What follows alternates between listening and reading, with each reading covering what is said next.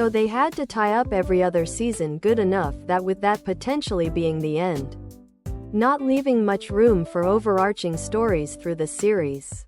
A lot of people didn't like Korra and said she was the worst Avatar. But what they fail to realize is that her story exists in a world that's moving fast, so much faster than Aang's world. And because of that, she didn't have all the time to adapt to a tennis calling I must go shirt situation like Aang or any of the previous avatars did. For being able to keep up with how things changed around her as well as she did, I'd say she was a pretty decent avatar. Gravity Falls. Honorable mention would go to Phineas and Ferb. Tennis calling I must go shirt. Tank top. V-neck. Ladies' tee for men and women. Tank top. V-neck. By the time Korra goes to learn her hardest element, air, childish after having blown through the other elements easily. And her only motivation for having to learn airbending seems to be something like getting the credits she needs for her diploma. She wants to brush it off and hang out like a teenager would in a city of advancing tech.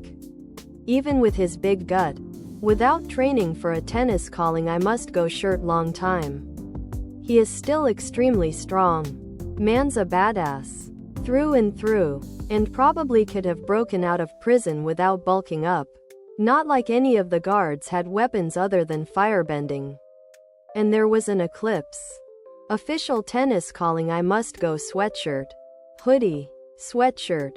Hoodie. It just shows Iroh is as badass as his reputation says he is.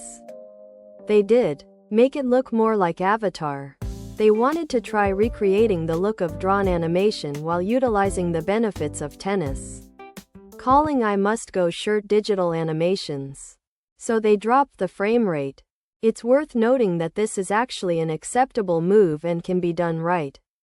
It's just the regular narrative portions that suffer from it.